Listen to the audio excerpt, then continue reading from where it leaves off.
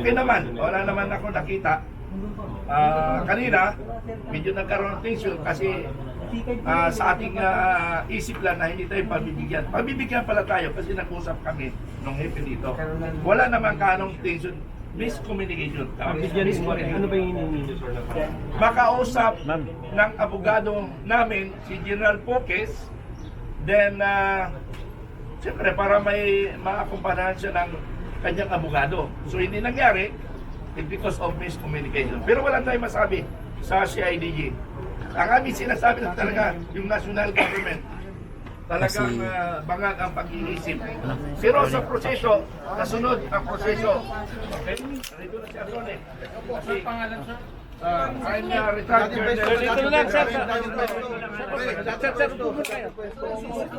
Ito yung pwesto para ano? Di bali, ano dito? Attorney Topacio. Sir, harap lang po kayo sa camera. Sir, attorney. Harap po kayo sa camera. Harap dito Attorney, po dito. yung camera. Ayan, dito po. Ayan, sige po. Yan, dito sir. Yan. Yan. Sir. Silent lang tayo, dito na yung dalawang lawyer magsasagot sa katanungan. Seniority! Sir, upo kayo. Kuya, pwedeng pa ano lang ng konting tungtong yan. Attorney Topacio, ano pong interpretasyon natin dito sa pagkaka-aresto po kay Poques? Kinasuhan po siya ng inciting to sedition. Unang-una po ay mariing namin kinukundina ni retired General Virgilio Garcia na isa rin tumatayo bilang abogado ni General Poques ang paglabag po sa karapatan ng aming kliyente. Kanina po Sir, mga airport, cellphone lang po. repeatedly we demanded that the police respect our rights as lawyers to confer with our client. Pero hindi po kami pinagbigyan, bigla pong itinakbo rito. So we will make the people responsible to be held to account for the violation of the rights of our client. Pangalawa, in response to your question, ma'am, ito po ay talagang very obvious na tinatakot po ng administrasyon na ito ang kanyang mga kritiko. Ito po ay ginawang sample si General Poques na kapag ikaw ay nagsalita laban sa gobyernong ito, ito ang sasapitin mo, ikaw ay aarestuhin, hindi ka papakausap sa abogado mo at haharas ka at magsasuffer ka pati ang iyong pamilya.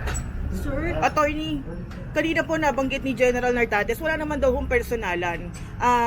Tinupad lang ho nila yung utos ng court. Ano pong masasabi po nila ninyo? Wala naman po nagsasabing personal. Hindi naman po natin na sinisisi si General Nartates, ano? Ang amin po sinisisi ang executive branch na wineponize nila ang Department of Justice upang i-persecute, tuligsain ang mga sa tingin nila ay kalaban ng gobyerno. Kaya nga po, uulitin ko po yung sinabi ko kanina, nagpapasalamat po ako kay Pangulong Ferdinand Marcos Jr. at tinupad niya yung kanyang pangako na magpapakulong siya soon. Pero mali ang kanyang pinakulong. Sa halip na yung mga magnanakaw ang ipakulong niya, yung mga naghahabol sa magnanakaw ang pinakulong niya. So thank you po, Mr. President, for keeping your promise. Kaya lang, mali pa rin po. Pero attorney, ang sabi po, nag-aaklas daw. Opo. Meron daw pong hinihikayat na pag-aaklas daw po si Poques sa sandatahang armas po. Hindi lang po kami kaya maaari magsalita dyan sapagkat the matter is with the courts and we are now covered as lawyers by the sub judice rule. So hintayin na lang po natin yung magiging kapasyahan ng ating hukuman. Attorney, si General Okay. Ayoko nang sagutin yan because hindi naman ako authorized. Let us respect his right to privacy. I understand he was with his family, so let's leave it at that. Anyway, hindi naman po importante kung saan siya galing. Ang importante, saan siya dinala pagkadating niya sa Pilipinas. Bailable po yung kaso. Magkano po ang Bail. 48,000 po ang bail. Okay. Medyo mabigat para sa isang retired na general na pension lang kasi hindi naman po kontratista, hindi naman po congressman ang aming kliyente. So mabigat po para sa isang retirado na pension lamang ang inaasahan na magpiyansa pa ng 48,000. Papakawalan din sir after magpiyansa. I-turn over ko na kayo kay General Attorney Virgilio Garcia. Sir, Pagka na-comply natin yung Cellphone. Sir, cellphone, sir. Cellphone na po. mga Sir. documentary requirements at makapag-post tayo ng cash bail na 48,000. ine-expect natin na yung order of release i-issue ng korte. Hopefully very soon para hindi niya na kailangan matulog sa kulungan. Actually, alam niyo, gusto namin yung paalam sa inyo. Originally, we planned this to be very quiet. Ayaw namin ng ganito na gusto lang namin na pagdating niya, very quiet. We arranged with the arresting team ng Quezon City, CDU. Quiet lang. Aresto siya, dali siya sa Camperingal, ipaprocess namin yung bail. Walang masyadong bruhahan ganito. Pero sila na yung nagpalaki ng issue na naging ganito na. So wala kaming magagawa. But yun, hindi ito kasi magandang reflection sa Philippine National Police. And I hope that under the leadership of General Nartates, hindi magiging lalabas na abusive yung ating Philippine National Police. No? Kasi unang-una, sabi, binasahan ng Miranda rights. Binasahan mo ng Miranda rights. Unang-unang sinasabi doon, you have the right to counsel of your choice. Oh. Andun kami, nag-i-insist kami, we want to talk to our client. Ayaw kami pagbigyan. So that was violated right there. Unang-una, violation yung agad yun. Constitutional right po ni Attorney Pocis, ni General Pocis, na makausap ang kanyang mga abogado na nandoon na nag-i-insist na kakausapin namin ang kliyente namin. Siyempre, we want to make sure saan ka dadalhin, anong gagawin sa ano, di ba?